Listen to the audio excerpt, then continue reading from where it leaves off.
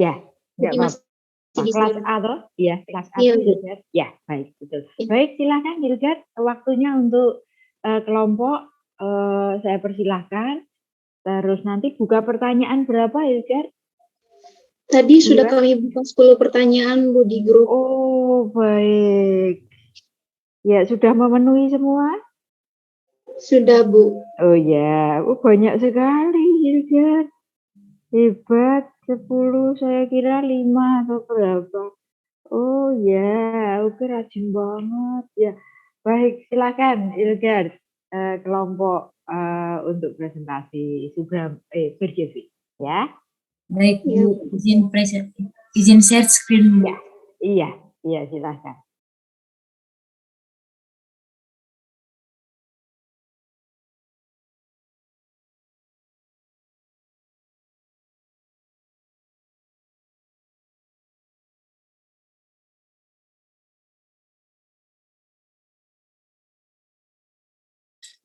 Apakah share screen-nya sudah terlihat, teman-teman? Sudah, Bu. Sudah. Baik, saya catat ya namanya.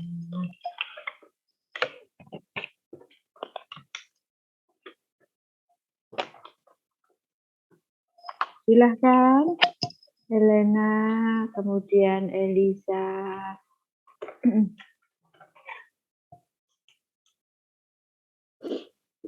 Baik, Bu, kami akan memulai presentasi. Selamat siang, Ibu Atik dan teman-teman. Terima kasih untuk kesempatan yang diberikan kepada kelompok kami untuk mempresentasikan hasil diskusi kelompok kami. Jadi sebelum masuk pada materi, kami akan memperkenalkan anggota kelompok kami terlebih dahulu. Yang pertama, Maria Helena Najul dengan NIM 192114089. Yang kedua, Marcelina Elisa Putri dengan NIM 2021140113. Yang ketiga, Metilda Dwi Putri Landang dengan NIM 2021144041. Dan yang terakhir, Hildegard Angel Jacqueline Mentari dengan NIM 2021144047. Next.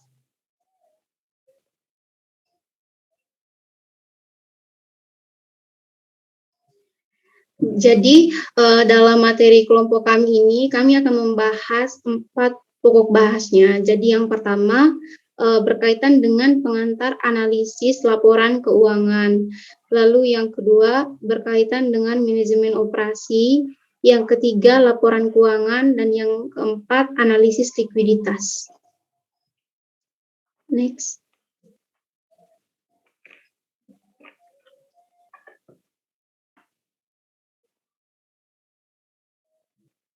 Pertama, pengantar analisis laporan keuangan. Sebelum masuk berkaitan dengan materi intinya, kita perlu mengetahui apa itu analisis laporan keuangan. Jadi, analisis laporan keuangan adalah seni dan ilmu untuk memeriksa komponen pengungkapan moneter perusahaan yang disebut laporan keuangan.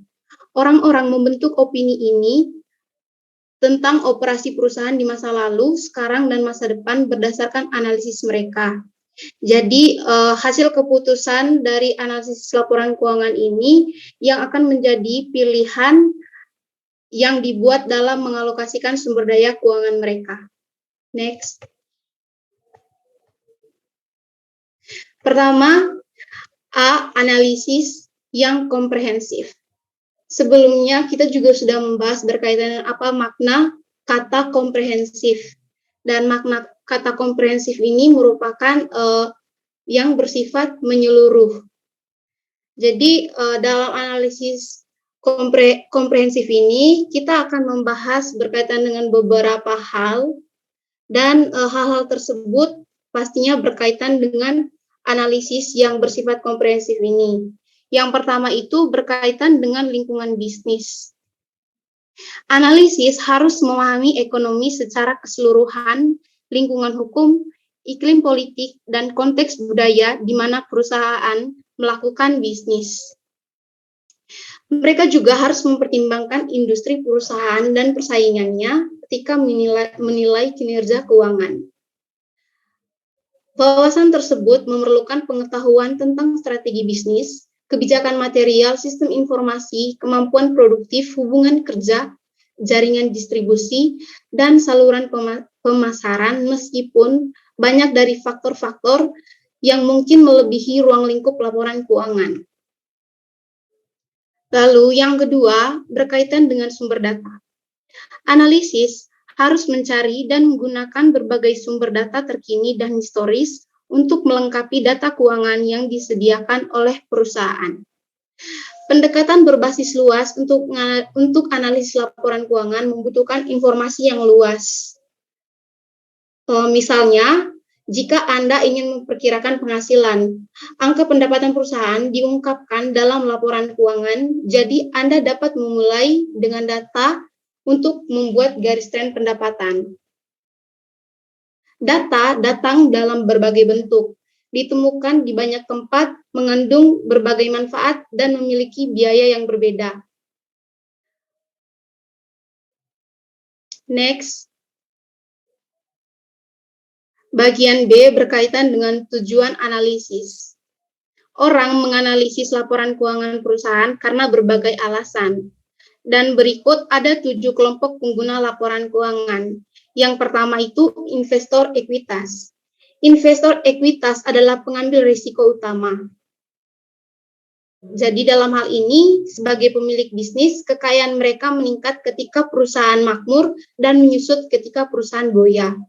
Mereka memasok modal risiko yang melindungi investasi pemangku kepentingan lainnya di perusahaan. Dengan demikian, mereka secara hukum memiliki bisnis dan korporasi berkewajiban untuk melindungi kepentingan mereka. Sebagai pemegang saham, investor ekuitas mengklaim kepentingan residual dalam aset perusahaan. Mereka memperoleh laba atas investasi mereka.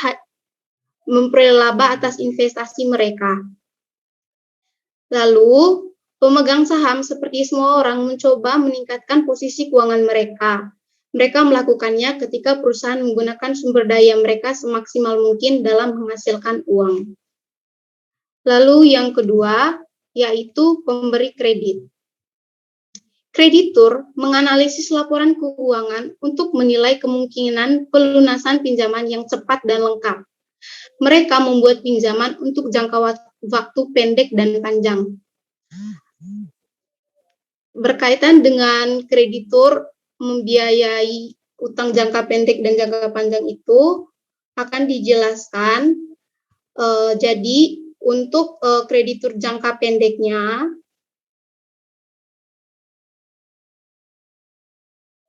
kreditur jangka pendek membiayai operasi bisnis. Produsen yang berdagang dengan pedagang misalnya menetapkan kepastian pembayaran yang wajar sebelum memberikan barang secara kredit kepada pengencer. Lalu untuk kreditur jangka panjangnya itu membiayai proyek-proyek besar seperti konstruksi bangunan dan akuisisi mesin. Lalu yang berikut, manajer perusahaan. Manajer adalah profesional bisnis yang mengoperasikan perusahaan untuk keuntungan pemilik. Sebagai karyawan perusahaan, tugas mereka adalah memaksimalkan harga saham perusahaan melalui penggunaan aset entitas secara produktif dan bijaksana. Manajer menggunakan informasi laporan keuangan untuk mengontrol dan merencanakan aktivitas perusahaan. Pengungkapan ini membantu mereka merumuskan strategi bisnis, penawaran produk, dan inisiatif pemasaran. Yang berikut, spesialis merger dan akuisisi. Spesialis merger dan akuisisi atau M&A berusaha untuk meningkatkan nilai pemegang saham melalui penataan kembali perusahaan. Mereka mendapat manfaat dari biaya yang mereka terima untuk layanan mereka. Para spesialis ini terus-menerus mencari perusahaan yang undervalued, perusahaan atau yang berarti perusahaan yang nilainya sebenarnya melebihi harga pasar mereka. Spesialis merger dan akuisisi sering membuat banyak penyesuaian pada laporan keuangan ketika menilai perusahaan. Mereka membuat koreksi ini untuk memperhitungkan nilai pasar dengan lebih baik. Lalu sekali lagi, ini menunjukkan keterbatasan yang melekat dalam pengungkapan laporan keuangan dan kebutuhan akan informasi tambahan. Yang berikut, auditor internal dan eksternal. Auditor internal menilai operasi perusahaan dan yang eksternal memberikan pendapat tentang keakuratan laporan keuangan suatu entitas. Auditor yang dipekerjakan oleh suatu entitas memastikan kepatuhan terhadap kebijakan perusahaan, mengukur kinerja, dan merekomendasikan perbaikan operasi. Auditor tidak hanya mengevaluasi laporan keuangan dalam melakukan pekerjaannya, tetapi pendapat mereka juga mempengaruhi penilai analis lain. Manajer mendasarkan banyak keputusan pada laporan audit internal dan pemangku kepentingan eksternal bergantung pada opini audit independen. Yang berikut, regulasi. Banyak lembaga pemerintah menganalisis laporan keuangan sebagai bagian dari tugas pengaturan mereka. Contohnya itu seperti Komisi Sekuritas dan Bursa atau SEC. Dalam hal ini, SEC itu mengelola Undang-Undang Sekuritas AS. Tugas komisi adalah untuk memastikan bahwa investor dan kreditur menerima pengungkapan penuh dan adil tentang kegiatan perusahaan. Lalu contoh yang berikutnya, Internal Revenue Service atau IRS. Ini badan ini juga menggunakan informasi keuangan. Analis lembaga ini menilai kepatuhan wajib pajak dengan Internal Revenue Code. Misalnya seperti analisis kekayaan bersih yang menentukan apakah standar hidup wajib pajak sesuai dengan kekayaan bersih yang dilaporkan sebagaimana ditentukan oleh penilaian laporan keuangan individu. Yang terakhir adalah karyawan perusahaan. Karyawan menganalisis pengungkapan perusahaan untuk meningkatkan posisi tawar mereka dengan manajemen. Pekerja mencari penyesuaian upah dan tunjangan yang seringkali berdasarkan pada data keuangan saat merundingkan kontrak. Seperti kategori pengguna laporan keuangan lainnya, analis karyawan mendapat manfaat dari representasi kinerja perusahaan yang akurat dan tepat waktu. Meskipun konten dan prosedur spesifik berbeda di antara para analis, mereka semua menggunakan data yang diungkapkan kepada publik untuk membuat keputusan yang lebih baik. Next. Yang berikut berkaitan dengan standar pelaporan keuangan. Jadi dalam standar pelaporan keuangan ini, itu dibagi ke dalam tiga standar. Yang pertama itu kemitraan kolaboratif, yang kedua standar pelaporan keuangan, dan yang ketiga dimensi internasional. Pertama, berkaitan dengan kemitraan kolaboratif. Jadi prinsip-prinsip laporan keuangan memberikan dasar untuk mengukur, menilai, dan membandingkan aktivitas ekonomi. Standar ini memastikan pengungkapan yang konsisten dari waktu ke waktu dan memungkinkan perbandingan yang berarti di antara perusahaan.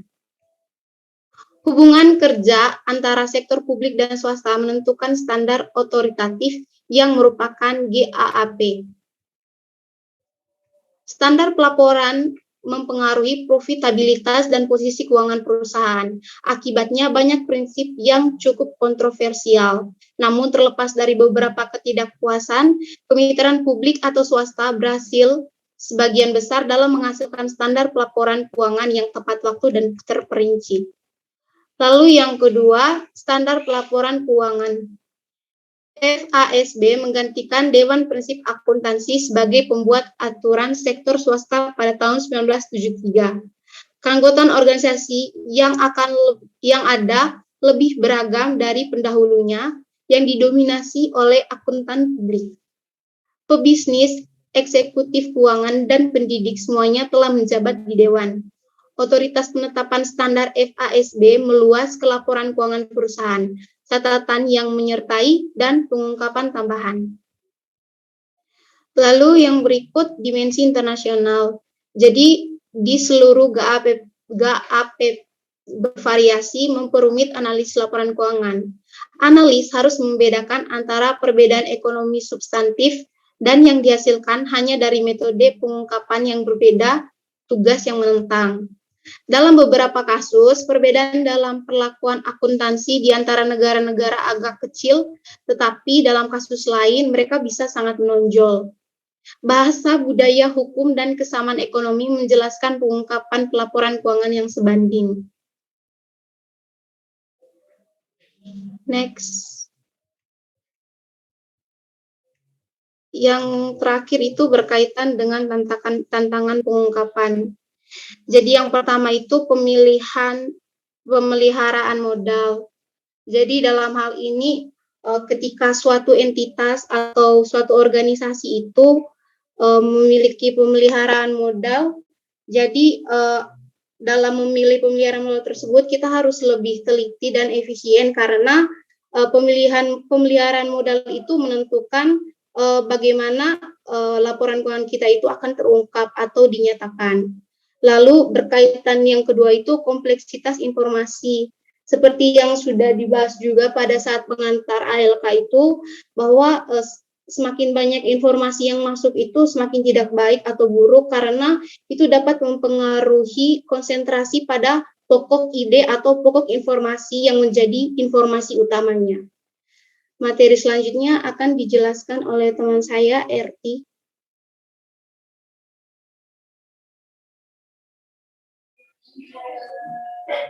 Baik, terima kasih atas waktu dan kesempatannya. Dan berikut saya akan menjelaskan pokok pembahasan yang kedua tentang manajemen operasi. Sebelum masuk ke materi, saya akan menjelaskan dulu tentang laporan keuangan analisis. Jadi, laporan keuangan analisis adalah analisis mendapatkan perspektif dari waktu ke waktu, pikiran, tenaga, dan informasi. Nah, dalam hal ini diajarkan kepada kita untuk mengelola informasi. Laporan keuangan adalah data yang diperlukan, tetapi tidak cukup untuk diatur dari yang membentuk opini tentang kinerja perusahaan dan kekayaan perusahaan. Analisis menggunakan berbagai informasi tentang perusahaan, persaingannya, industri, dan ekonomi ketika membuat keputusan dan rekomendasi.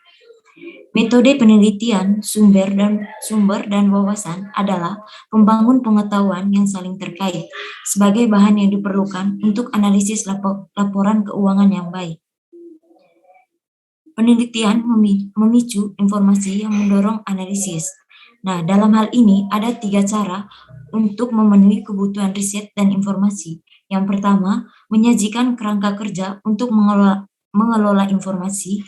Yang kedua, memeriksa kategori informasi. Dan yang ketiga itu, mengevaluasi inovasi dan penyebaran pengetahuan.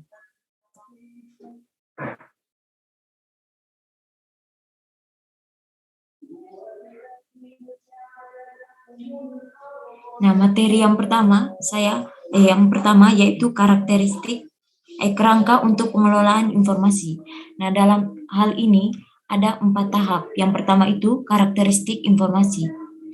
Analisis yang terampil menggunakan sumber yang baik dan menghasilkan informasi yang menggunakan dan menolak menggunakan sumber yang tidak relevan. Peramalan yang berhasil dan penilaian operasi masa lalu tergantung pada data yang valid yang berisi karakter informasi umum. Informasi yang dapat dipercaya mengungkapkan akurasi kejadian. Nah, seorang analisis harus mengevaluasi setiap sumber informasi yang dibutuhkan dalam suatu analisis. Yang kedua, pengklasifikasian data.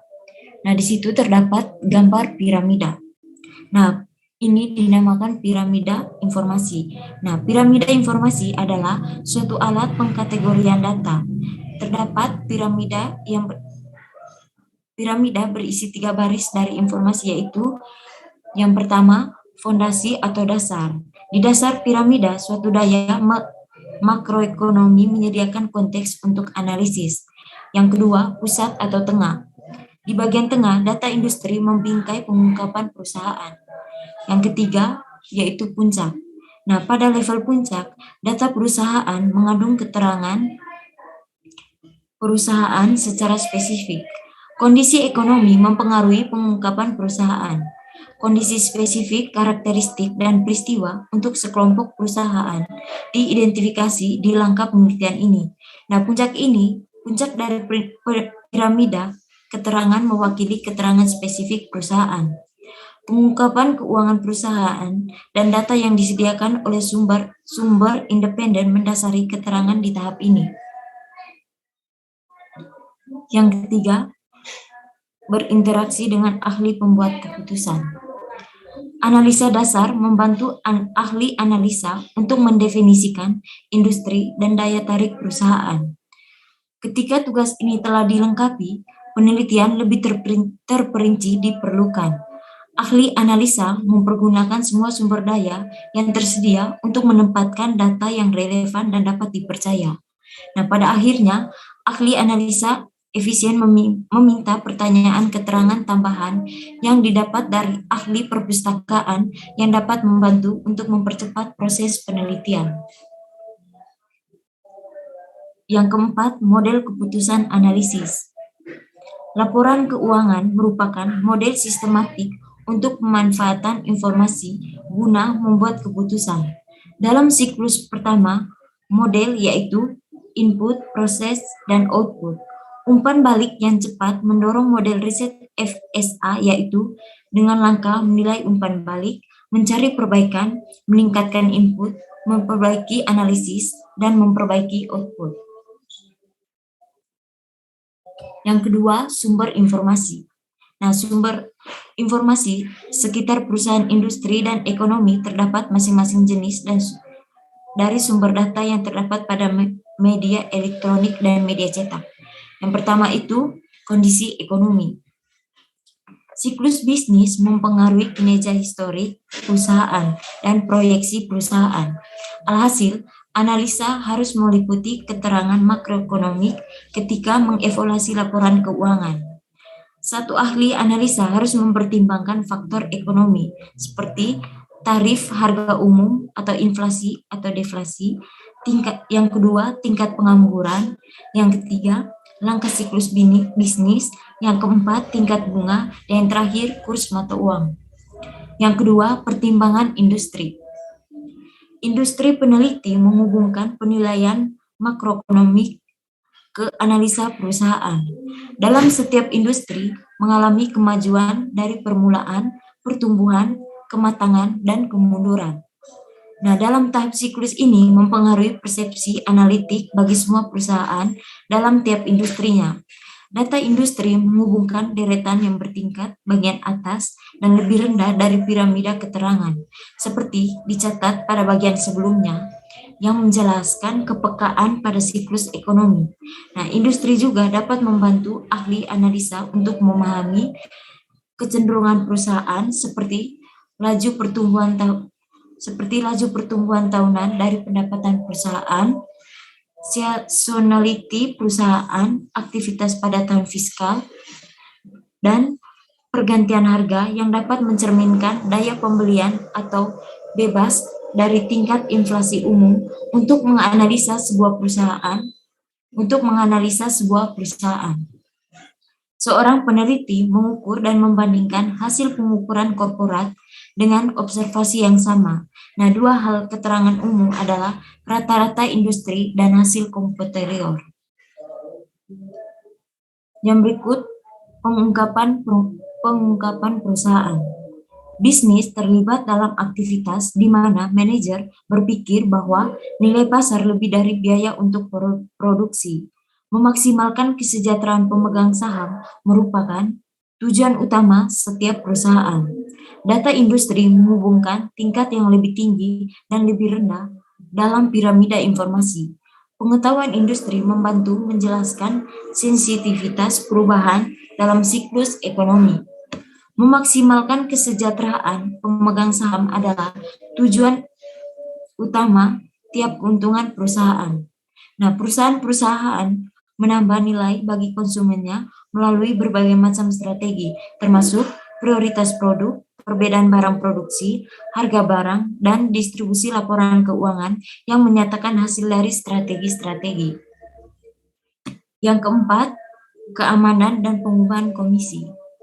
Salah satu sumber utama informasi menyebutkan hal-hal yang perlu diperhatikan untuk pengungkapan yang dimulai dengan Security and Exchange Commission atau SEC. Undang-undang mengenai pertukaran security dan aturan yang telah disusun meminta perusahaan dagang publik untuk membuat laporan dengan SIC. Nah, bagian-bagian laporan itu, yang pertama itu Form 10K. Nah, dalam laporan tahunan yang mengandung laporan keuangan yang telah diaudit, catatan atas laporan keuangan dan informasi lain mengenai keuangan, operasional, manajerial, dan informasi legal. Yang kedua, Form 10K. Nah, dalam hal ini, laporan kuartalan atau 3 bulanan sama dengan Form 10K, namun kurang detail dan belum diaudit. Yang ketiga, Form 8K, yang berisi laporan yang menyediakan informasi tentang kejadian material yang mempengaruhi kondisi keuangan perusahaan. Yang keempat, laporan proksi, yang berisi informasi yang terlampir atas permohonan kuasa, yang isinya adalah hal-hal yang oleh perusahaan devoting termasuk kandidat, direktur, dewan pengurus, gaji karyawan, dan hak auditor independen. Yang kelima, Form S1, yang berisi laporan perusahaan disusun sebelum diperdagangkan di Bursa Efek Nasional. Daftar saham-saham akan diperdagangkan sama baiknya dengan informasi tentang bisnis. Yang berikut Form S4. Nah, dalam Form S4, formulir yang mendaftarkan sekuritas dipakai untuk menghasilkan kombinasi bisnis.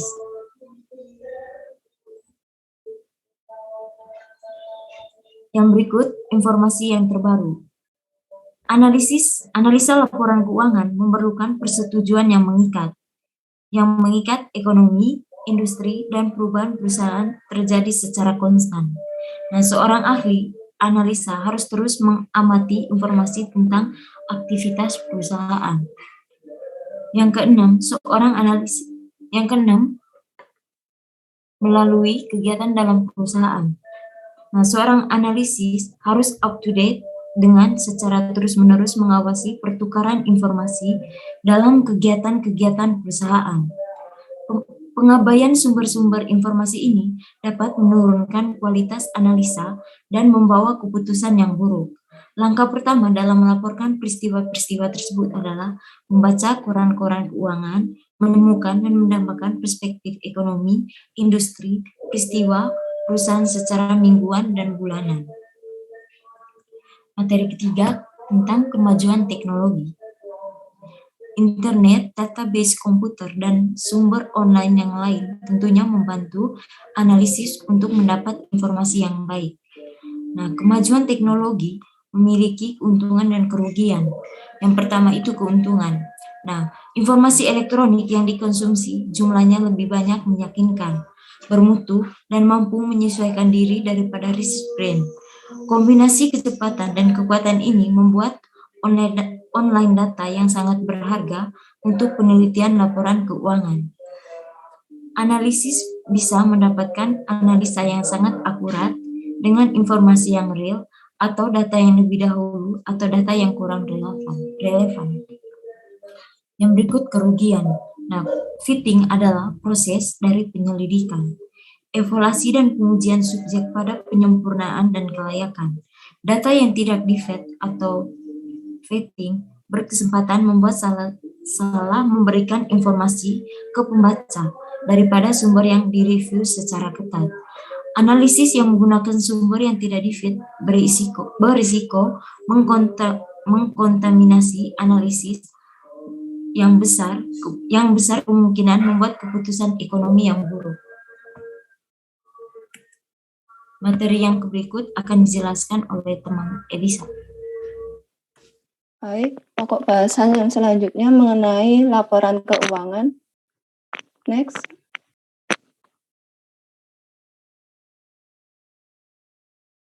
Yang pertama, tujuan. Analisis ingin 1. Memahami arus kas, 2. Mengetahui komposisi sumber daya perusahaan, 3. Membedakan antara klaim kreditur dan pemilik terhadap sumber daya tersebut, keempat, mengevaluasi perubahan kekayaan dari waktu ke waktu. Next. Asumsi.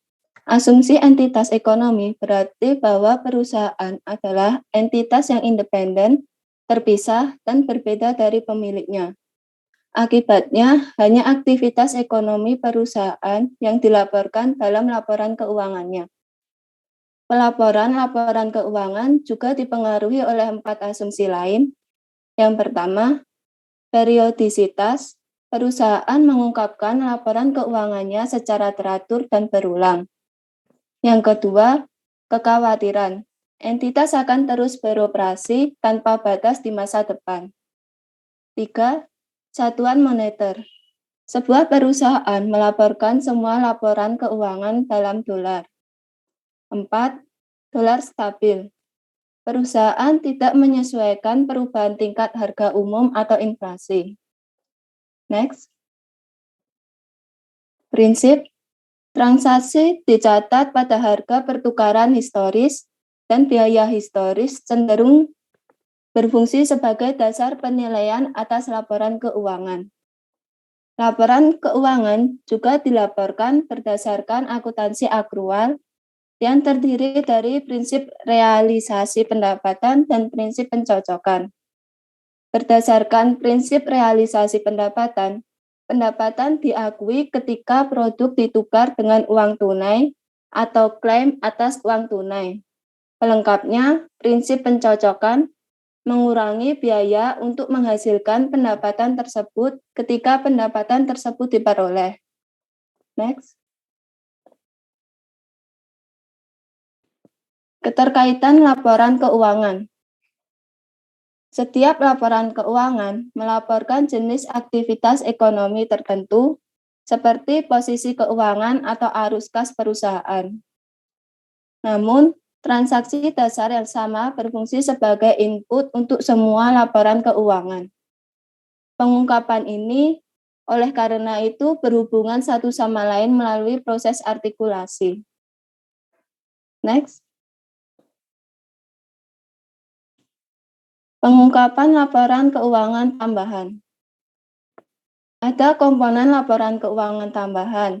Catatan atas laporan keuangan memperkuat dan memperjelas pengungkapan numerik yang terkandung dalam 4 laporan keuangan.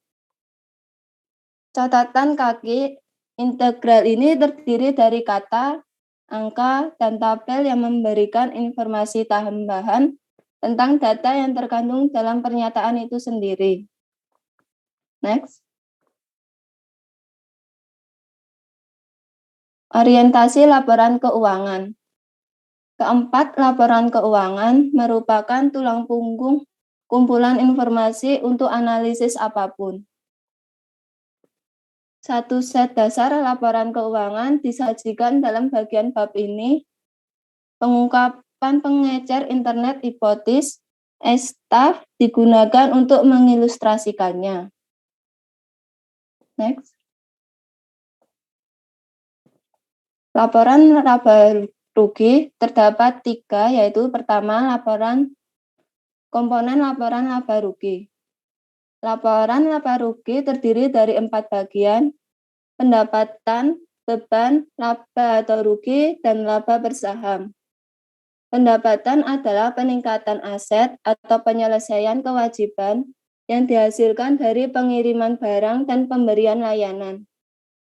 Penjualan atau layanan merupakan aktivitas bisnis utama suatu entitas. Keuntungan seperti pendapatan, kecuali mereka muncul dari semua pemangku kepentingan perusahaan, memerlukan informasi tentang uang tunai. Yang kedua, konvensi pengungkapan. Menurut extremestaff.com mengungkapkan pendapatan dalam format beberapa langkah. Berbagai kategori pengeluaran menentukan konsep laba yang berbeda. Misal, laba kotor, pendapatan dari operasi yang dilanjutkan, yang pada akhirnya menghasilkan laba bersih. Yang ketiga, pengungkapan item baris. Harga pokok penjualan adalah selisih antara harga pokok penjualan eceran dan historis dari persediaan yang terjual selama suatu periode pelaporan. Pedagang dan produsen mengurangi biaya penjualan mereka dari pendapatan penjualan untuk menentukan laba kotor. Next. Laporan ekuitas pemegang saham. Ada dua komponen utama ekuitas pemegang saham, yaitu modal yang disumbangkan dan laba ditahan. Untuk modal yang disumbangkan, itu melaporkan investasi pemilik dalam bisnis dan dibuktikan dengan saham yang diterbitkan entitas. Ada dua kelas saham utama. Jenis yang paling umum diterbitkan disebut saham biasa, dan dalam beberapa kasus perusahaan juga menerbitkan saham preferen. Yang kedua, laba ditahan, yaitu jumlah kumulatif pendapatan yang disimpan dalam bisnis selama bertahun-tahun bisnis telah beroperasi. Next. Neraca atau posisi keuangan. Yang pertama, aset. Aset adalah manfaat ekonomi masa depan yang dikendalikan oleh entitas sebagai hasil dari transaksi masa lalu. 2. Aset lancar. Likuiditas atau kedekatan sumber daya dengan uang tunai menentukan urutan pengungkapan aset saat ini. Kas dilaporkan terlebih dahulu karena sudah tersedia untuk membayar kewajiban yang jatuh tempo dari perusahaan. Ketiga, properti dan peralatan. Properti, pabrik, dan peralatan mewakili sumber daya berwujud jangka panjang yang produktif perusahaan. Biaya historis dari aset-aset ini dibebankan ke beban operasional selama umur produktif. Yang keempat, aset tidak berwujud. Aset tidak berwujud mencerminkan properti, pabrik, dan peralatan kecuali kekurangan substansi fisiknya. Yang kelima, kewajiban. Kewajiban adalah pengorbanan ekonomi masa depan yang timbul dari kewajiban saat ini untuk mentransfer aset atau menyediakan jasa yang timbul dari transaksi masa lalu. Keenam, kewajiban lancar. Kewajiban lancar seperti kewajiban kepada vendor, karyawan, tuan tanah, pengiklan, perusahaan utilitas, dan otoritas perpajakan memerlukan pembayaran tunai dalam tahun depan. Tidak seperti aset lancar yang diurutkan berdasarkan likuiditas, kewajiban lancar tidak mengikuti pola pengungkapan yang ketat. Yang ketujuh, kewajiban jangka panjang. Kewajiban jangka panjang adalah kewajiban yang ada yang akan dibayar di luar periode pelaporan berikutnya. Hutang obligasi, wesel bayar, dan hutang hipotek adalah contoh kewajiban jangka panjang. Yang ke-8, ekuitas pemegang saham. Ekuitas pemegang saham mewakili klaim pemilik atas aset perusahaan. Pengungkapan neraca untuk kontribusi modal dan laba ditahan juga diungkapkan dalam laporan ekuitas pemegang saham. Next. Laporan arus kas. Laporan arus kas berbeda dari 3 laporan keuangan lainnya karena laporan ini melaporkan informasi kas daripada pengungkapan berbasis akrual. Seperti disebutkan sebelumnya dalam bab ini, pernyataan ini melaporkan 3 jenis arus kas, yaitu operasi, investasi, dan pembiayaan. Yang pertama, arus kas dari aktivitas operasi, melaporkan kas bersih yang disediakan atau digunakan oleh aktivitas inti bisnis atau upaya penciptaan kekayaan utamanya. Arus kas operasi dilaporkan baik secara langsung maupun tidak langsung. Basis langsung melaporkan kas yang diterima dari penjualan barang dan jasa, dan kas yang dibayarkan kepada pemasok untuk persediaan, kepada karyawan untuk jasa, dan kepada pihak lain yang memiliki klaim terhadap perusahaan. Metode tidak langsung merekonsiliasi laba bersih berbasis akrual dengan arus kas operasi dengan melaporkan pos-pos non-kas dan perubahan dalam akun-akun neraca berjalan. Yang kedua, Arus kas dari aktivitas investasi. Bagian kedua dari laporan arus kas melaporkan arus kas dari aktivitas investasi. Pengungkapan ini menginformasikan pengguna laporan keuangan tentang kas yang digunakan oleh akuisisi aset jangka panjang. Yang ketiga, arus kas dari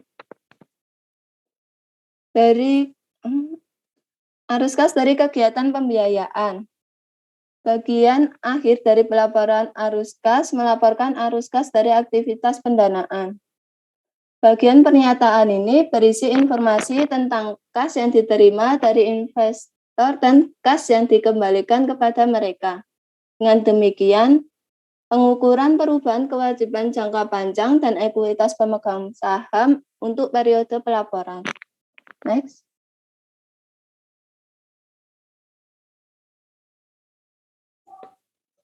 Selanjutnya saya akan menjelaskan mengenai likuiditas.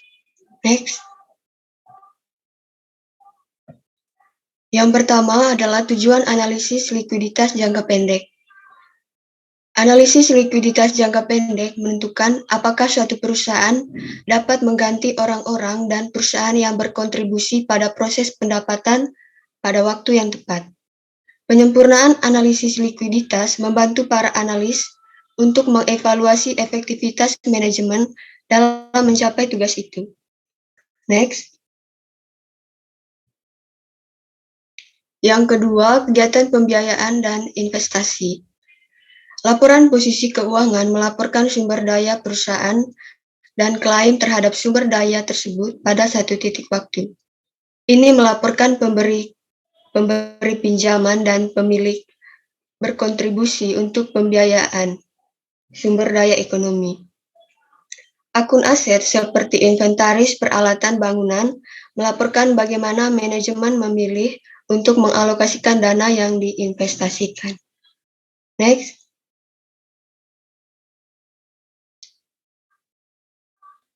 Selanjutnya di kegiatan pembiayaan dan investasi ini membahas mengenai model bisnis utama. Keputusan pembiayaan mewakili pilihan perusahaan tentang jumlah dan jenis hutang dan pembiayaan ekuitas yang akan digunakan untuk memperoleh sumber daya. Manajemen mempertimbangkan biaya dan manfaat yang terkait dengan setiap sumber pendanaan dalam membiayai perusahaan. Uang tunai merupakan mayoritas kontribusi investor pada awal berdirinya perusahaan, terlepas dari sumber pendanaannya. Teman-teman bisa lihat di layar, itu merupakan aktivitas pembiayaan dan investasi modal bisnis utama. Next. Selanjutnya, model bisnis operasi. Pemilik perusahaan dan pemberi pinjaman tertentu membuat komitmen jangka panjang kepada perusahaan. Perusahaan mengubah sebagian besar investasinya menjadi sumber daya yang tidak liquid atau aset produktif jangka panjang. Kreditur jangka pendek menyediakan barang dan jasa kepada perusahaan dengan imbalan janji pembayaran dalam waktu dekat. Oleh karena itu, baik komitmen jangka panjang maupun jangka pendek kepada perusahaan bekerja sama untuk menyediakan likuiditas bagi perusahaan. Di tampilan 8.8/2 ini merupakan model bisnis operasi pembiayaan, investasi, dan aktivitas operasi. Next. Yang ketiga, syarat dan konsep. Yang pertama, berkaitan dengan siklus operasi. Siklus operasi adalah lama waktu yang dibutuhkan perusahaan untuk mengubah barang atau jasa menjadi uang tunai melalui aktivitas yang menghasilkan pendapatan. Yang kedua, akun saat ini. Pengungkapan kas sering mengandung setara kas seperti sertifikat deposito dan rekening pasar uang. Yang ketiga, modal kerja. Modal kerja adalah perbedaan antara aset lancar perusahaan dan kewajiban lancarnya. Analis menganggapnya sebagai indikator utama likuiditas, dan mereka biasanya menghitung terlebih dahulu saat menganalisis likuiditas. Next. Yang keempat, ukuran likuiditas. Yang pertama, rasio lancar. Nah, untuk mencari rasio lancar, yaitu dengan cara rata-rata aset lancar dibagi dengan rata-rata kewajiban lancar. Yang kedua, rasio cepat. Rasio cepat ini dapat dicari dengan cara uang tunai ditambah dengan investasi jangka pendek ditambah piutang, kemudian dibagi dengan kewajiban lancar. Yang ketiga, ukuran aktivitas. Rasio aktivitas saat ini atau rasio perputaran mengkuantifikasi berapa kali akun likuid berubah setiap tahun dalam kegiatan bisnis normal. Yang berikutnya, ukuran aktivitas inventarisasi. Perputaran persediaan adalah berapa kali persediaan terjual selama periode pelaporan. Rasio ini dihitung dengan cara perputaran persediaan sama dengan HPP dibagi persediaan rata-rata. Ukuran aktivitas persediaan yang lebih berarti daripada rasio perputaran adalah jumlah hari dalam persediaan. Ini melaporkan jumlah hari rata-rata yang dibutuhkan untuk menjual persediaan. Dan hal ini dapat dihitung dengan cara jumlah hari dalam persediaan sama dengan 365 hari dibagi perputaran persediaan. Berikutnya, tindakan aktivitas piutang rekening. Aktivitas piutang usaha mengukur paralel dengan perhitungan yang dibuat untuk persediaan. Perputaran piutang usaha menentukan berapa kali piutang dikumpulkan secara tunai selama tahun berjalan. Jumlah hari dalam piutang melaporkan lamanya waktu rata-rata antara penjualan kredit dan penerimaan kasnya. Nah, kedua ukuran ini dihitung dengan cara yang pertama, perputaran piutang usaha sama dengan pendapatan kredit bersih dibagi rata-rata piutang bersih. Jumlah hari dalam piutang sama dengan 365 hari dibagi dengan perputaran piutang. Selanjutnya, siklus konversi persediaan. Siklus konversi persediaan mengkuantifikasi siklus operasi. Nah, caranya jumlah hari dalam persediaan ditambah dengan jumlah hari dalam piutang menghasilkan siklus konversi inventaris. Selanjutnya, tindakan aktivitas hutang rekening. Perputaran hutang usaha mengukur jumlah tahunan pembayaran vendor dan jumlah hari dalam hutang. Nah, rasio ini dapat dihitung dengan cara omset hutang dagang sama dengan HPP dibagi hutang rata-rata. Kemudian jumlah hari dalam hutang dagang sama dengan 365 hari dibagi omset hutang dagang. Selanjutnya, siklus konversi kas bersih. Siklus konversi kas bersih adalah perbedaan antara siklus konversi persediaan dan jumlah hari dalam hutang usaha. Siklus ini dapat dihitung dengan cara jumlah hari dalam persediaan ditambah dengan jumlah hari dalam piutang kemudian dikurang jumlah hari dalam hutang dagang menghasilkan siklus konversi kas bersih. Next. Yang kelima, analisis likuiditas industri komputer pribadi. Yang pertama, analisis modal kerja. Kreditur jangka pendek mendanai lebih banyak aset perusahaan daripada kewajiban jangka panjang. Kondisi industri memaksa mengurangi modal kerja sebagai sarana untuk tetap kompetitif dan meningkatkan kekayaan pemegang saham. Kemudian yang kedua, ukuran aktivitas inventarisasi. Pengurangan persediaan diucapkan selama periode yang dianalisis. Semua perusahaan PC yang dianalisis di sini meningkatkan perputaran persediaan dari tahun 93 sampai dengan tahun 98. Kemudian yang ketiga, ukuran aktivitas lainnya. Nah, di RMK teman-teman bisa melihat di situ pada tampilan 8, 9, dan 8, 10 itu merupakan perputaran piutang tetap relatif stabil dan perputaran hutang menurun selama periode yang dianalisis.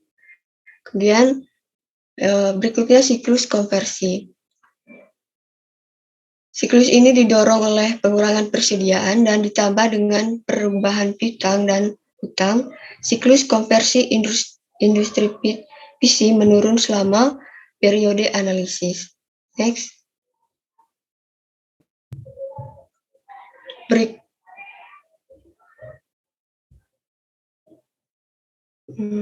Berikutnya analisis likuiditas jangka pendek lanjutan. Yang pertama, likuiditas aset lancar. Untuk menemukan indeks likuiditas bagi total produk dolar per hari dengan jumlah aset lancar dihitung dengan cara indeks likuiditas sama dengan total hari dolar produk dibagi dengan aset lancar. Likuiditas dan besarnya indeks berbanding terbalik sama dengan indeks yang relatif kecil menunjukkan tingkat likuiditas yang tinggi dan indeks yang besar berarti tidak liquid. Next. Yang kedua, ukuran aktivitas inventarisasi. Yang pertama, metode aliran biaya persediaan. Biaya persediaan berubah dari waktu ke waktu.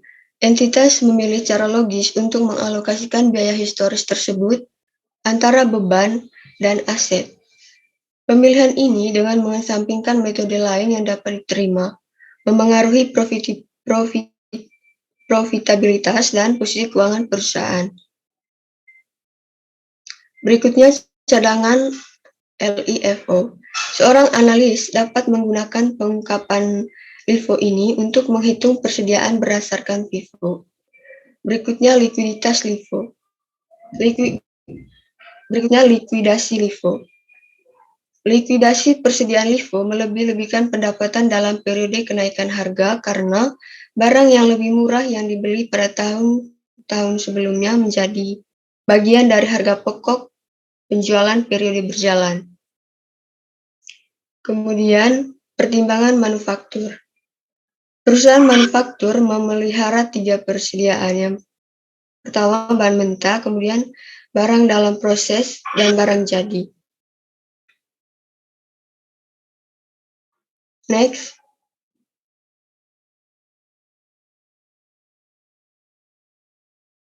Yang ketiga, tindakan aktivitas piutang rekening.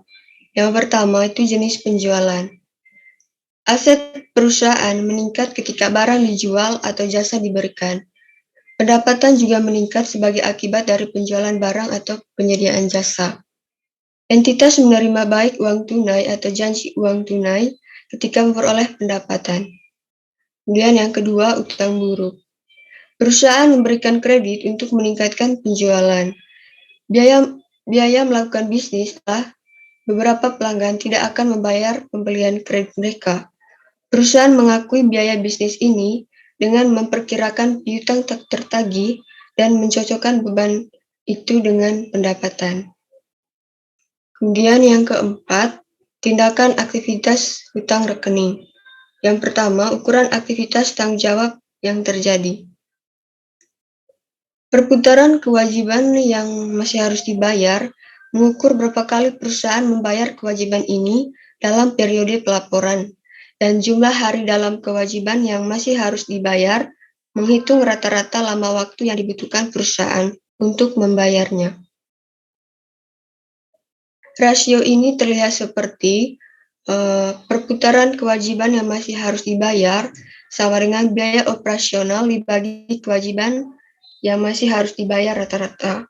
Kemudian, untuk menghitung jumlah hari dalam kewajiban yang masih harus dibayar, dihitung dengan cara 365 hari dibagi dengan perputaran kewajiban yang masih harus dibayar. Selanjutnya, pertimbangan konseptual untuk tindakan tanggung jawab saat ini. Ukuran aktivitas kewajiban perlu disempurnakan. Bilang dalam rasio perputaran kewajiban yang masih harus dibayar, termasuk biaya penyusutan dan biaya non-tunai lainnya. Oleh karena itu, perlu mengurangi biaya aktual dari pembilang rasio karena biaya ini tidak akan dibayar dengan uang tunai. Next. Yang kelima yaitu fleksibilitas keuangan. Fleksibilitas keuangan memungkinkan organisasi untuk mengambil keuntungan dari peluang yang tidak terduga dan memenuhi kewajiban yang tidak terduga. Meskipun karakteristik ini dapat diterapkan pada analisis saat ini dan jangka panjang, secara konvensional digunakan untuk mengevaluasi kemampuan membayar hutang saat ini.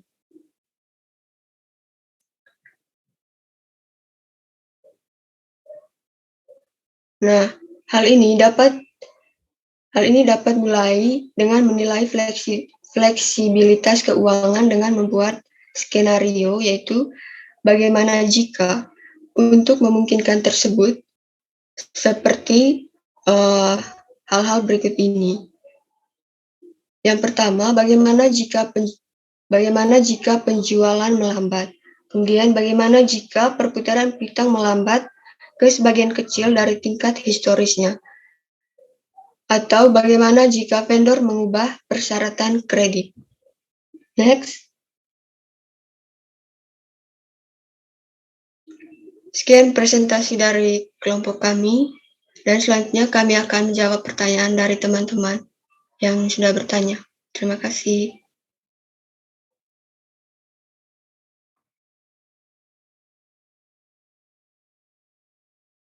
Baik, terima kasih kelompok. Ada ralat, tadi dikatakan bedet kalau tidak salah. Bednya kita memang artinya sering dengar Bu Ati ya? Dengar. Ya. Dengar, Bu.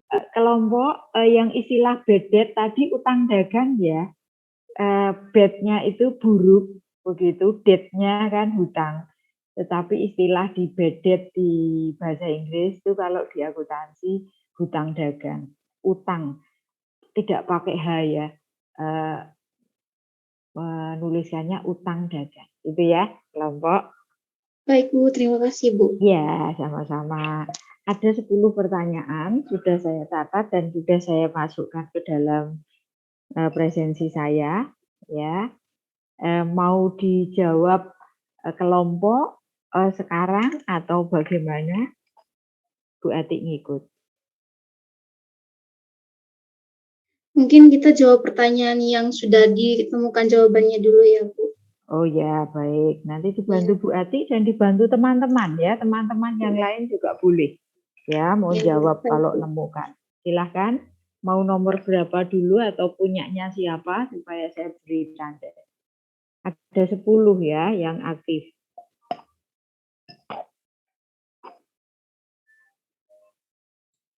Baik Bu, dimulai jawabannya itu mulai dari pertanyaan nomor 1 Bu.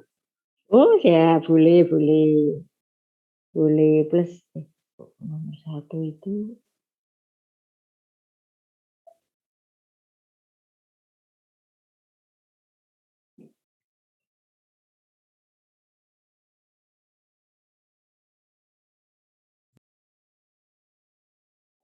Nomor 1 itu milik siapa? Itu pertanyaan Michelle Bu. Oh iya. Saya nyalinnya dari bawah. Jadi kebalik. Misalnya 145. 045 Bu. Oh, 045.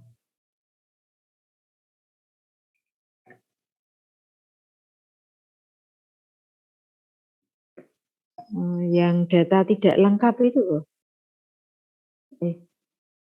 Bentar, yang likuiditas.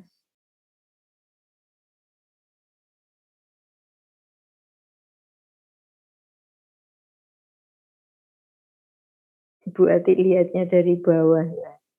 Bentar, 4 Indonesia.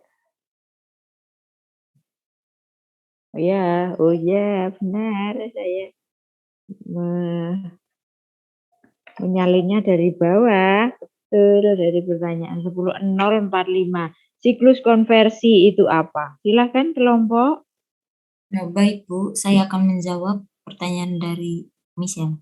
Jadi siklus konversi adalah sekelompok kegiatan berulang pada aktivitas bisnis dan operasi pemrosesan data yang berhubungan dengan pengkonversian sumber daya input seperti bahan baku, tenaga kerja, dan overhead yang menjadi barang jadi untuk dijual. Contohnya itu mengubah berbagai sumber daya input seperti bahan baku menjadi produk jadi. Berikut pengaruh likuiditas terhadap siklus konver adalah semakin cepat siklus konversi kas, maka semakin efektif dan efisien perusahaan dalam mengelola operasional perusahaan. Sekian Bu. Ya, betul. Ya, jadi maksudnya siklus konversi dikata konversi ya, kelompok ya.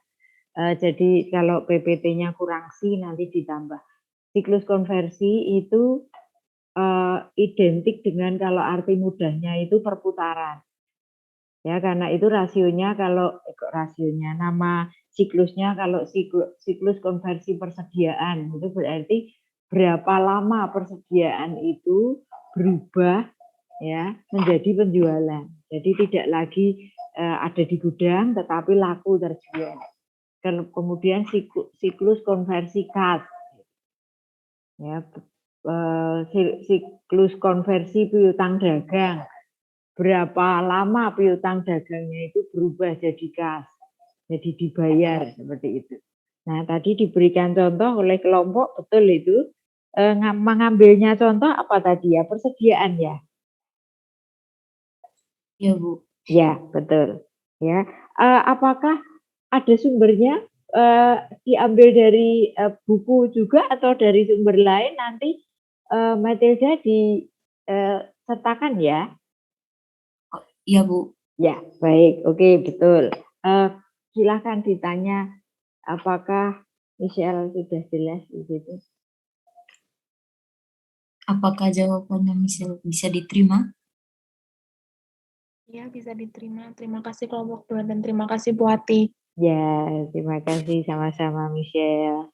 Maaf Bu Ati, saya mau tanya sedikit boleh? Boleh. Saya mau tanya Bu mengenai siklus konversi kas itu apakah ada hubungannya dengan siklus operasi? Terus kalau siklus operasi tidak lancar apa juga mempengaruhi likuiditas perusahaan Bu? Ya, terima kasih baik. Bu. Ya, konversi kas tentu karena siklus operasi itu istilah operasi itu adalah istilah kegiatan perusahaan untuk menghasilkan produk. Kalau itu perusahaan jasa berarti menghasilkan jasa. Ya, artinya jasanya dipakai atau disewa oleh orang lain. Nah, tentu saja ada kaitannya dengan kas. Ya, kemudian tadi pertanyaannya apakah likuiditas? Iya Bu, apakah siklus operasi juga mempengaruhi likuiditas? Siklus operasi juga mempengaruhi likuiditas itu apa dulu? Nanti Maria Karienza ya. Maria Karienza akan tahu arti likuiditas dulu dipakai untuk apa atau manfaatnya untuk apa, begitu Maria. Sedangkan operasi untuk apa? Nanti apakah itu ada kaitannya? Kalau teman-teman menanggapi pertanyaan Maria bagaimana? Pertanyaannya bagaimana Maria? Apakah siklus operasi itu berhubungan dengan konversi dan jika siklus operasi tersebut tidak lancar, apakah juga mempengaruhi likuiditas perusahaan?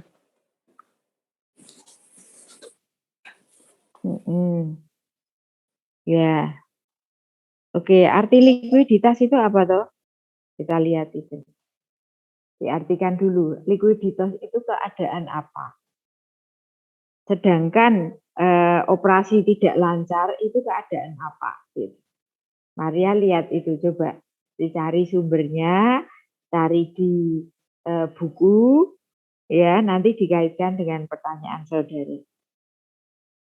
Jadi kalau tidak lancar itu apakah juga berpengaruh terhadap likuiditasnya?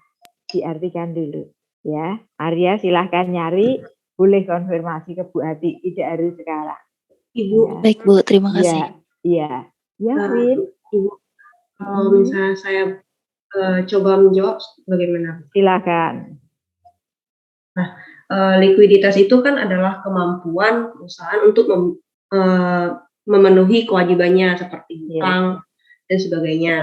Nah, kalau misalnya operasinya ini tidak lancar, tentu perusahaan akan kesulitan dalam memenuhi kewajibannya. Seperti itu, Bu. Betul. Itu ya, Maria. Iya, Bu. Terima kasih, Bu. Ya, Terima kasih juga, Vina. Iya. Sama-sama. Baik, Vina 122 sama 012. 122. Yuk, berikutnya kelompok. Yang berikut saya akan menjawab pertanyaan kedua dari Valentina Stella. Iya, boleh.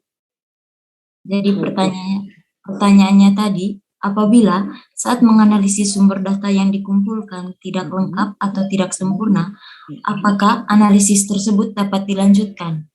Jadi menurut saya itu analisis tetap dilanjutkan, tetapi harus juga melihat analisis data yang berasal dari pengumpulan data, di mana jika data yang telah dikumpulkan bila tidak dianalisis, maka hanya menjadi barang yang tidak bermakna dan tidak berarti, serta menjadi data yang mati.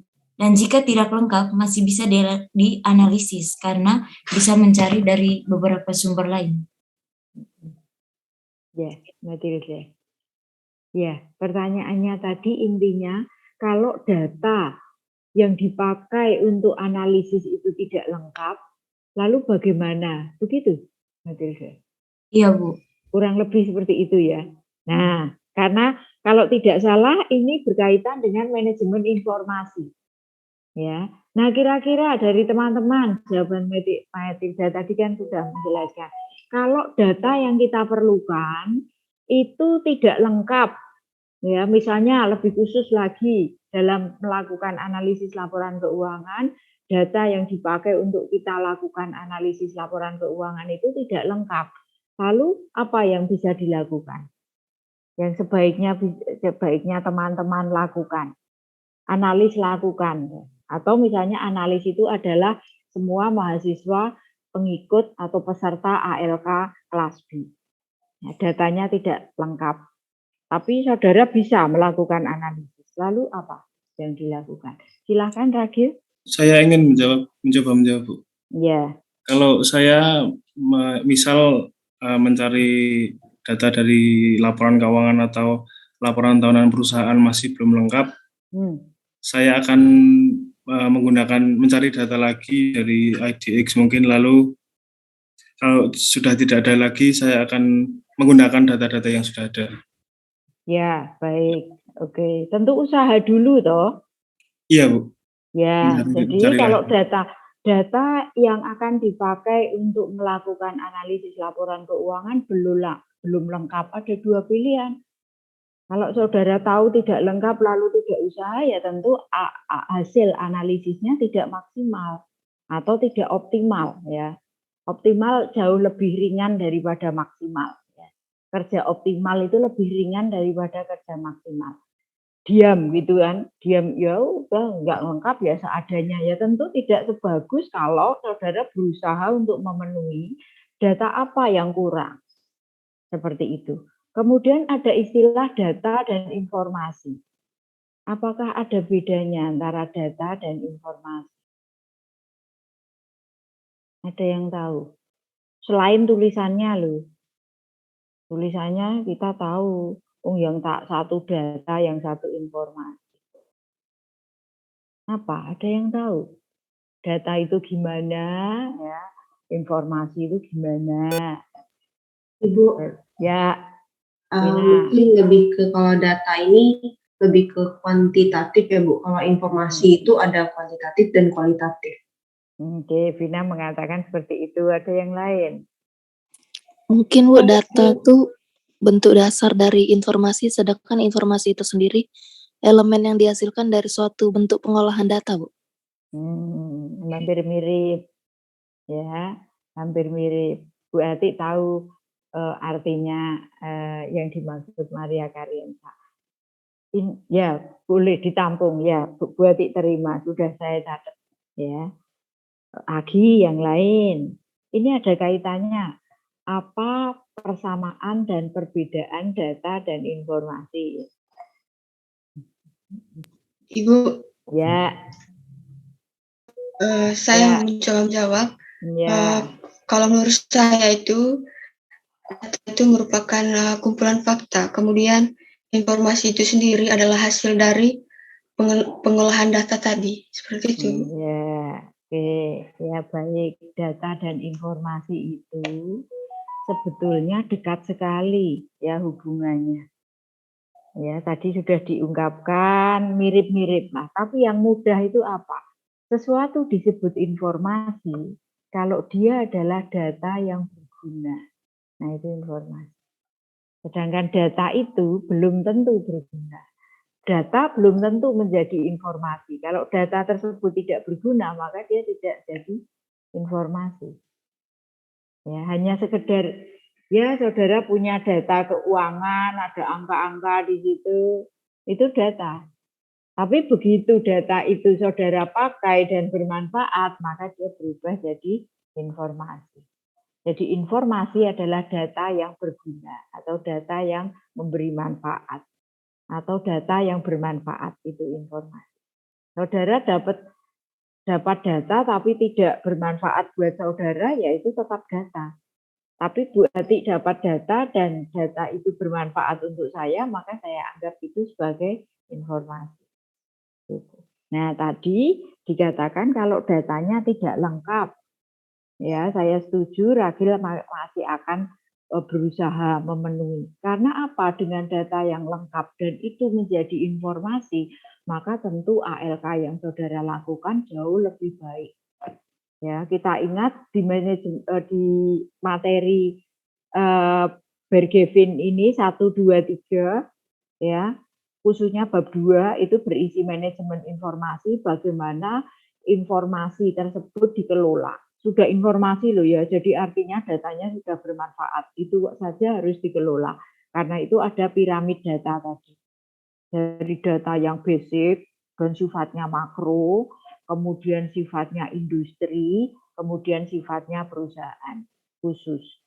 Ya, yang bawah bottom, yang di bawah sendiri itu adalah informasi dunia. Contoh pandemi sekarang ini, semua negara di dunia mengalami, berarti itu ada di basic. Nah, naik lagi bagaimana di Indonesia, ya, atau di industri, ya lebih khusus lagi itu masuk yang di tengah. Terus yang satu lagi yang atas sendiri itu per individu. Nah, individunya bisa tiap perusahaan, bisa tiap masyarakat, tiap kampung, tiap keluarga begitu. Karena itu bentuknya mengecil. Nah, informasi yang saudara perlukan dalam melakukan analisis itu bisa melihat makro. Tadi ada juga jadi pertimbangan saudara. Kemudian bagaimana industri, kemudian bagaimana perusahaan. Melakukan analisis saat ini tanpa melihat kondisi makro, ya manajemen langsung melihat asumsinya negara dunia tidak dalam kondisi pandemi, ya jelas kinerja perusahaan mesti dinilai buruk. Harusnya tidak. Loh, mengapa menurun penjualannya? Lah, kondisi makronya saja rusak. Kemudian kita naik, menyempit lagi. Lihat sesama kita, satu industri. Bagaimana? Oh, ternyata sama. Ya, ternyata sama. Mereka bahkan ada yang lebih jatuh lagi daripada perusahaan saudara. Nah, berarti masih sedikit lega. Ya, walaupun tidak terlalu puas sekali karena memang kondisi makronya seperti itu. Ya, lalu melihat ke perusahaan, bagaimana di perusahaan saudara sendiri tanpa memposisikan dengan industri. Nah, maksudnya piramida informasi itu. Jadi informasinya harus saudara pisah-pisahkan. Mana yang informasi luar, mana yang menengah, mana yang kecil. Sama seperti saudara punya masalah juga demikian. Mau lihat dibandingkan dengan masalah yang luas atau mau fokus. Ya, nah untuk pengambilan, untuk pembuatan keputusan tentu saudara perlukan informasi yang dari bawah itu sebagai dasar bahwa kondisi sekarang pandemi. Berarti catatan kondisinya sudah tidak sebaik beberapa tahun yang lalu. Nah, kemudian kita lihat industri.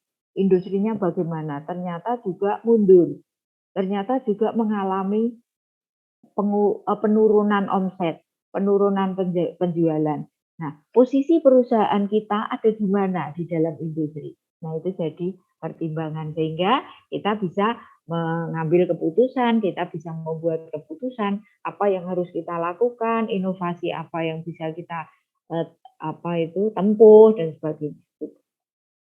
Itu tambahan dari Bu Adi berkaitan dengan data ya. Jadi kalau data tidak lengkap dicari tentu membuat kacau tentu karena datanya tidak lengkap ya.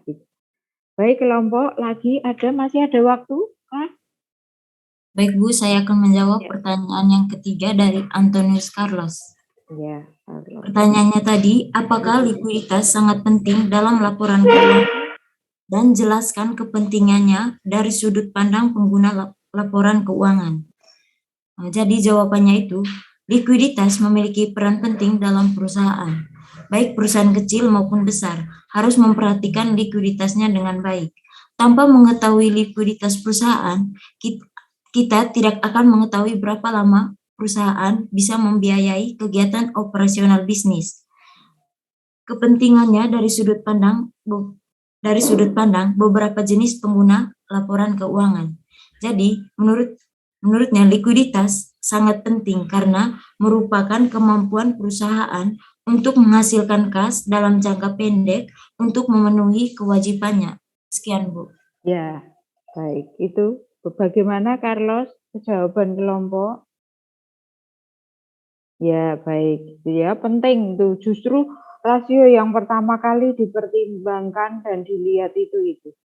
Likuiditas. Entah dipakai untuk membiayai kegiatan operasi maupun untuk memenuhi kewajiban perusahaan. Apa artinya dia utang, dia bisa melakukan pembayaran terus. Mau dicicil berapa lama sesuai perjanjian itu uangnya ada. Gitu.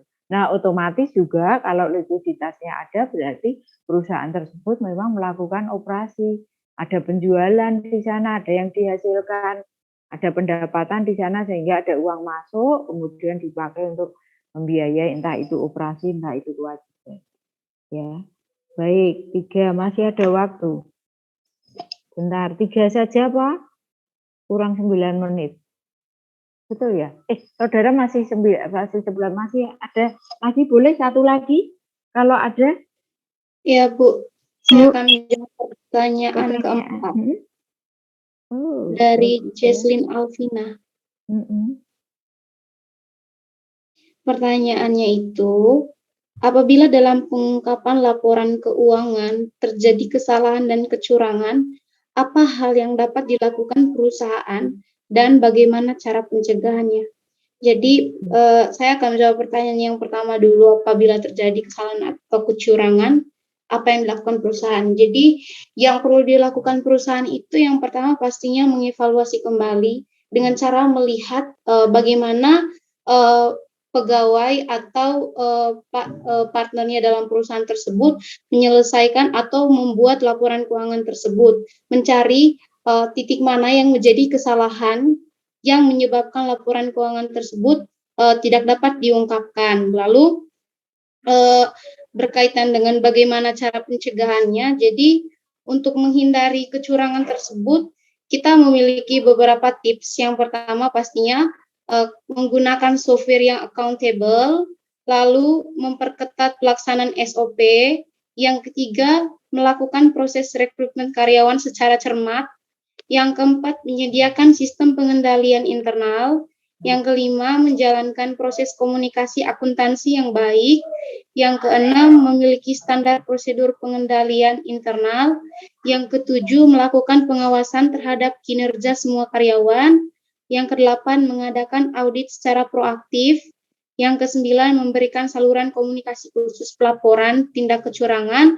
Dan yang terakhir itu memberikan pelatihan anti fraud bagi karyawan. Seperti itu.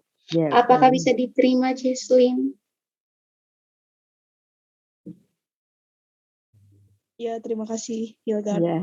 Ya, terima kasih Hilga dan pertanyaannya Jesslyn. Jadi laporan keuangan kalau disusunnya salah, ya, itu. Kalau salah lalu bagaimana? Bagaimana perusahaan mengetahui kemudian solusinya apa? Tadi ada 10 solusi ya.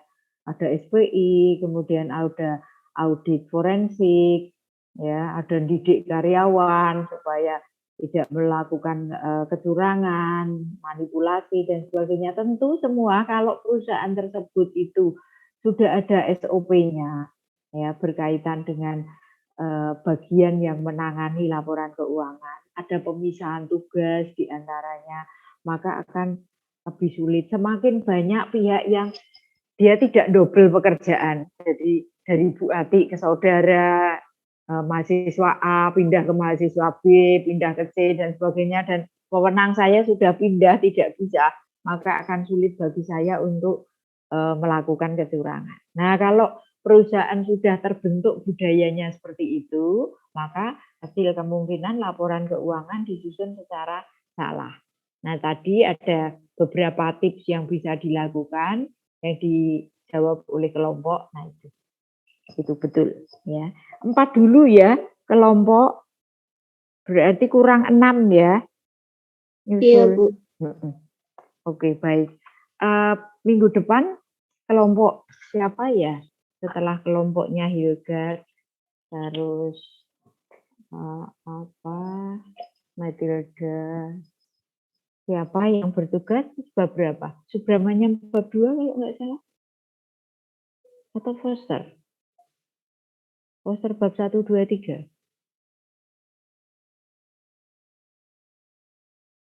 Poster 1, 2, 3, Bu. Ya, Foster 2, 1, 2. Nanti saya lengkapi ya, belajar US berapa ya, saya samakan dengan silabusnya. Kemudian sepertinya ada perubahan, analisis prospektif itu tidak saya pakai. Jadi kelompok yang dapat analisis prospektif itu prospektifnya saya hapus ya. Saya hapus di Subramanya bagian belakang-belakang. Di situ juga sudah ada tanggal kuis dan sebagainya. Ya, nanti kita pikirkan. Ya, yang pasti itu masih tetap kuliah, masih tetap ada. Jadwalnya masih tetap ada. Baik, sambil saudara kalau ingin berpendapat apa setelah Bu Ati presensi. Ya, Maria Yuliani. Hadir, Bu. Ya, baik. Maria Karensa. Hadir, Bu. Ya. Oke. Ragil ada. Kita bertanya juga. Oke, Avelina. Hadir, Bu. Ya, Gregorius Bagus. Hadir, Bu. Ya, Ignatius Kristianto. Anto. Hadir, Bu. Ya, Adi. Hadir, Bu. Ya, Yovinus. Hadir, Bu. Ya, Rizky. Hadir, Bu. Ya, Monika Dewi. Maria Helena ada. Lucia. Hadir, Bu. Ya, Vina ada. Vina ada. Natalia Dewi. Hadir, Bu. Ya. Gabriela Tasya. Hadir, Bu. Ya, Brian. Brian Hadir, Bu. enggak? Ya, Cindy ada. Hadir, Bu. Ya, Agustina Permata. Marcelina. Hadir, Bu. Ya. Gusmi. Hadir, Bu. Ya, Francisca Putri. Hadir, Bu. Ya, Marcelinus Bara. Hadir, Bu. Ya, Francisca Rahma. Hadir, Ibu. Ya, Resensia Evrilita. Hadir, Bu. Ya, Carlos. Ya, Jesslyn. Hadir Bu. Bu, Ya. mau Ya. infoin Tata NIM 011 keluar masuk Zoom Bu. Oh iya. Terima kasih Bu. Agustina Permata, Tata ya? Ya Bu. Oke, makasih Jesslyn. Ya Bu. Valentina Stella. Hadir Ada. Bu. Ya, Michelle ada. Melinda, Erna. Hadir Bu. Ya. Hilgard ada. Ada Bu. Deborah. Ada Bu. Ya, Teresia Ratri. Hadir Ibu. Ya, Yohana. Yohana Aurel. Suryaning Perwita. Ada Bu. Oh ya Bu. Ya. Mohon maaf. Tadi saya kan langsung join Zoom, jadinya lupa presensi di LMS Bu. Iya, baik, nggak apa-apa. Ini Iya, sudah terima saya kasih, panggil Bu. kok. Iya, betul. Melisa, Yuliana. Hadir Bu. Ya. Fonda. Hadir Bu. Ya. Angel. Angel, Lulu, Vanessa. Hadir Ibu. Angel hadir, Lulu. Hadir Ibu, Vanessa. Ya, Vanessa. Lulu. Ya, oke, Lulu hadir. baik. Ya, baik. Berarti yang tidak masuk, Aurel. Ya. Halo Bu. Ya. Tadi Monica Dewi hadir Bu. Ya, Tadi saya bentar. dengarnya cuma Dewi. Saya kira bukan Monica Dewi. Ya. Oh iya, ada belum saya tulis. Aurel hadir ya Bu. Aurel hadir. Jadi sinyalnya jelek. Iya, Makasih, Bu. baik. Semua hadir kelas B. Ya, Bu Ati kurang apa di ALK kelas B? Ketik di LMS materinya, kemudian saya ingin melengkapi bahannya di LMS karena itu wajib bagi dosen untuk mengunggah. Ya, presensi kalian sudah. Kemudian tugas-tugas juga dikumpulkan di LMS, tapi berarti ketua kelasnya Vina ya nanti ya. Vina sering WA Bu Ati, buatkan slot. Ya, jadi kumpulnya di LMS. Ini kelompok itu memberi tugas enggak ke teman-teman ke kelompok lain?